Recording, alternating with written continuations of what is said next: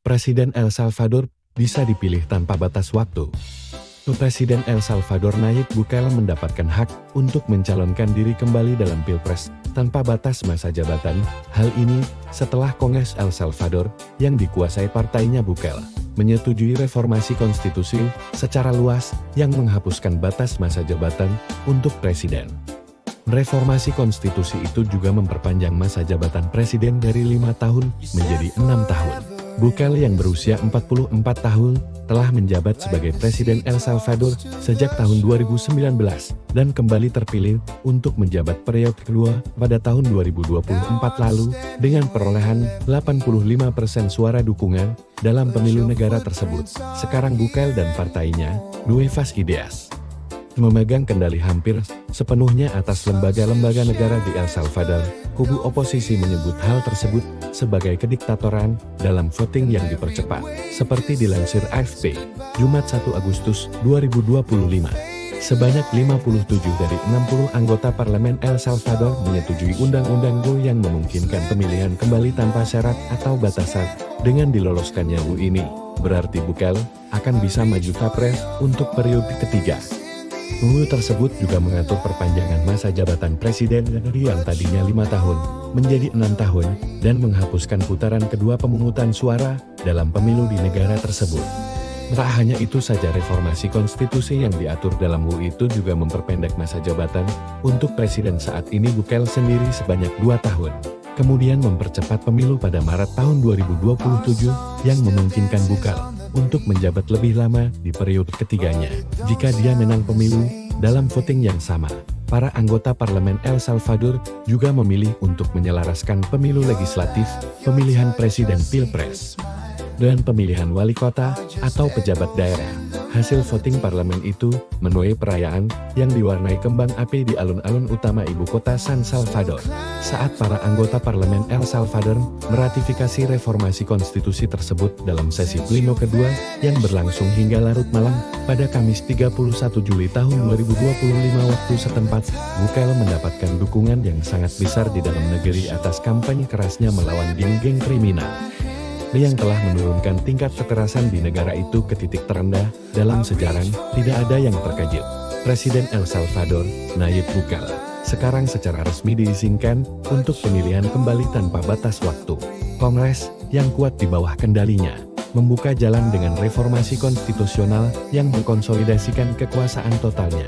Kritikus melihatnya sebagai pukulan fatal bagi demokrasi. Para pendukung memandang perlu untuk mencegah kembalinya kekerasan geng. Berikut adalah 5 poin penting yang menjelaskan bagaimana diktator keren yang memproklamirkan diri sampai di sini. 1. Kelelahan publik. Bukele mewakili penolakan terhadap partai-partai sayap kanan dan kiri tradisional yang gagal memecahkan masalah mendalam negara itu, kemiskinan dan geng. Kata analis politik Ricardo Navarro, gang memeras semua orang-orang lelah dan kecewa dengan pemerintahan sebelumnya, itu selalu orang yang sama, dan itu memungkinkannya menang pada tahun 2019 dengan 52% suara. Ada kelelahan, kata Navarro.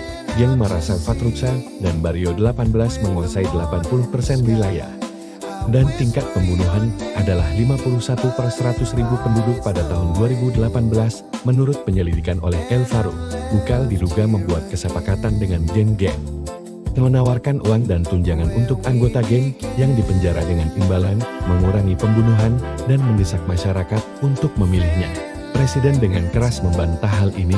2. Kongres. Kuncinya, ketika Bukele menjabat, Kongres memusuhi dia. Pada tahun 2020, dia menyerbu parlemen dengan tentara, menuntut persetujuan pinjaman untuk kebijakan keamanannya bagi Celia Medrano, seorang konsultan kebijakan publik internasional. Ini adalah contoh paling jelas dari militerisasi politik yang memperkuat cengkeramannya pada kekuasaan. Seorang pemasar yang terampil dengan mesin media yang kuat, Partai Bukele memenangkan mayoritas Kongres pada tahun 2021, memungkinkannya untuk menggantikan hakim dan jaksa yang menentangnya. Sejak itu, tidak ada satupun RUU yang diajukan telah ditolak. Dia telah menghilangkan oposisi politik dengan kombinasi manuver hukum, intimidasi militer, kontrol media, dan kebijakan populer seperti tindakan keras geng. Catat kantor Washington untuk Amerika Latin URI. 3. Keadaan darurat. Setelah 87 pembunuhan dalam satu akhir pekan, pada Maret tahun 2022, Bukele menyatakan perang terhadap Gen dan memberlakukan keadaan darurat, di mana 88.000 tersangka anggota Gen dan kolaborator ditangkap. Menurut pemerintah, pembunuhan turun menjadi 1,9 per 100.000 penduduk pada tahun 2024. Tetapi LSM seperti Amnesty International, Human Rights Watch HRW, dan Kristosal mengecam penyiksaan dan ribuan penangkapan sewenang-wenang.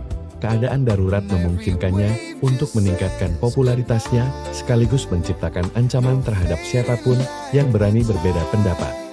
Kata Juan Papir dari HRW, sebuah jajak pendapat Juni dari Central American University UCA menunjukkan bahwa 60% orang Salvador mendukung keadaan darurat.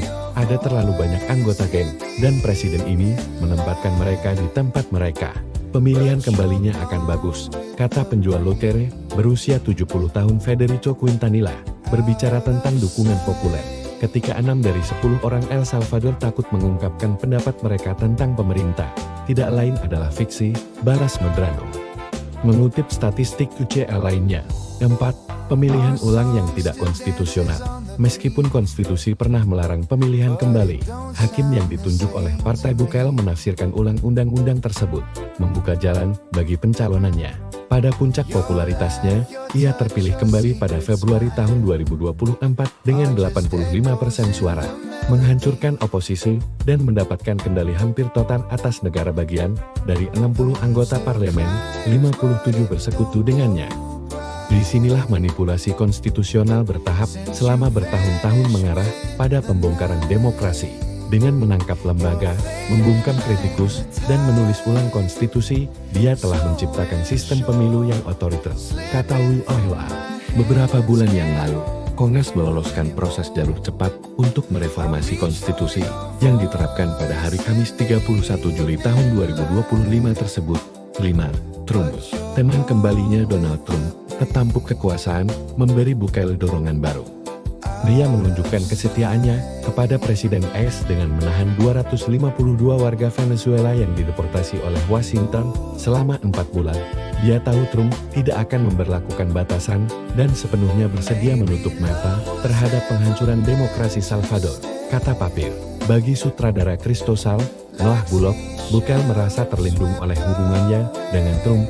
Sejak menjabat pada tahun 2019, Presiden Nayib Bukele telah mempertahankan peringkat persetujuan di atas 75%, tertinggi yang dipertahankan oleh Presiden Salvador manapun selama masa jabatan presiden mereka.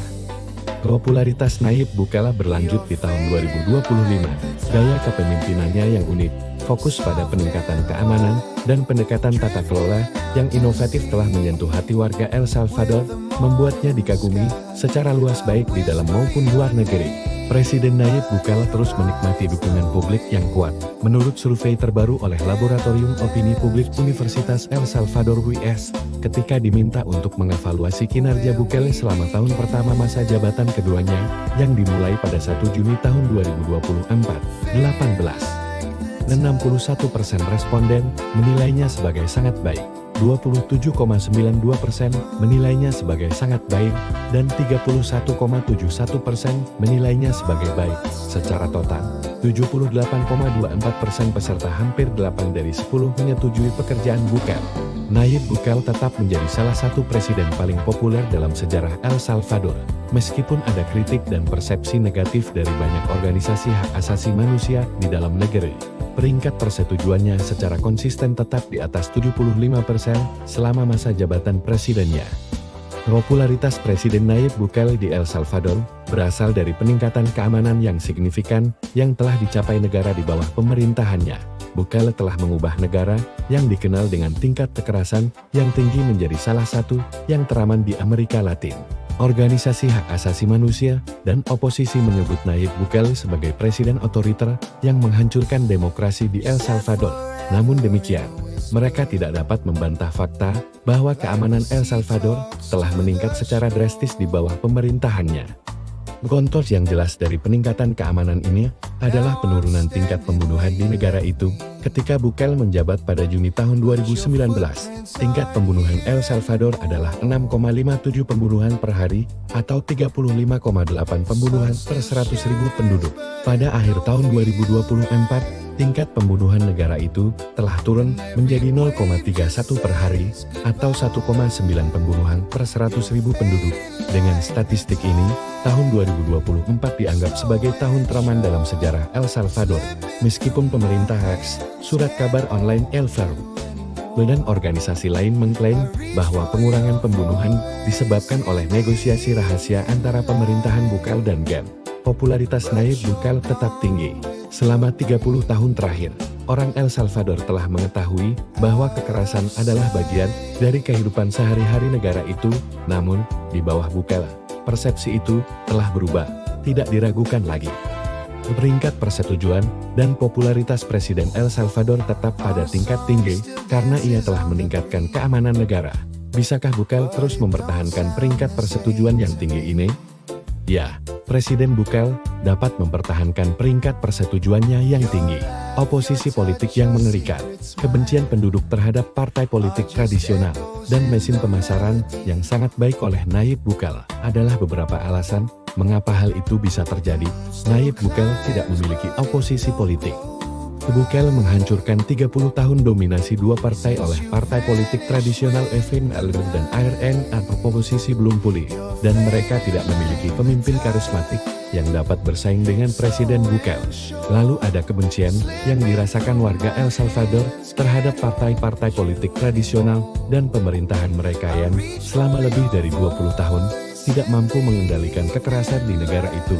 Selain itu, anggota partai politik tradisional mencuri jutaan dolar dari dana publik. Terakhir, ada mesin pemasaran Bukele. Presiden memiliki sistem pemasaran yang sangat baik yang mengontrol narasi dan terus membuat pemerintahannya terlihat baik bagi orang Salvador.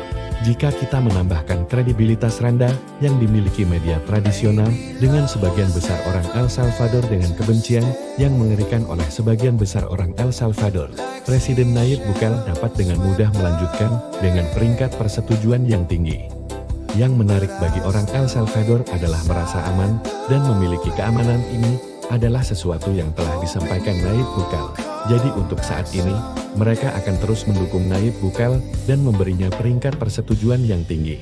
Kesimpulannya, peringkat persetujuan Nayib Bukele yang tinggi secara konsisten mencerminkan kemampuannya untuk terhubung dengan orang-orang El Salvador. Meskipun pendapat mungkin bervariasi, gaya kepemimpinan dan kebijakannya telah beresonansi dengan sebagian besar penduduk, menjadikannya tokoh terkemuka dalam politik El Salvador.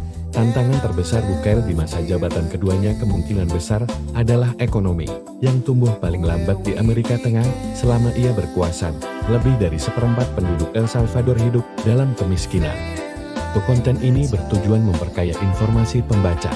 Selalu lakukan riset mandiri. Silakan subscribe, like, share, dan komen. Terima kasih.